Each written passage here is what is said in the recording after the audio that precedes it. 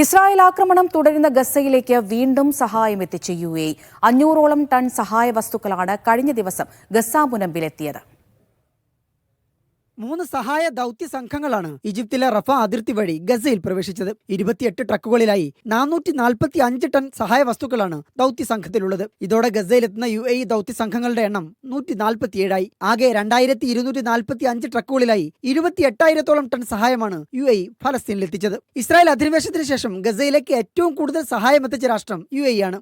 യുദ്ധം ആരംഭിച്ച ശേഷം 3 ബില്യൺ ദിർഹത്തിന്റെ സഹായമാണ് അറബ് രാഷ്ട്രം ഗസൻ ജനതയ്ക്കായി എത്തിച്ചിട്ടുള്ളത്. മാനുഷിക കാര്യങ്ങൾക്കായുള്ള UN ഓഫീസിന്റെ വിവരങ്ങൾ പ്രകാരം ഗസയ്ക്ക് ലഭിച്ച ആകെ സഹായത്തിന്റെ 42% UAEയുടേതാണ്. ഭക്ഷണം, മരുന്ന്, വസ്ത്രം, മറ്റു അവശ്യ വസ്തുക്കൾ തുടങ്ങിയവയ്ക്ക് പുറമെ ആംബുലൻസുകളും 2 ഫീൽഡ് ആശുപത്രികളും ഗസയിൽ ദുരിതബാധിതർക്കായി UAE നടത്തുന്നുണ്ട്. ഫീൽഡ് ആശുപത്രികളിൽ ഇതുവരെ 50,000-ലേറെ പേർക്ക് ചികിത്സ നൽകി. ദേർ അൽ ബലഹ് മുനിസിപ്പാലിറ്റിക്ക് കീഴിലെ കുടിവെള്ള വിതരണ ശൃംഖല നന്നാക്കുന്ന ജോലിയും UAEയുടെ നേതൃത്വത്തിൽ നടന്നു വരുന്നുണ്ട്. Media 1 Dubai.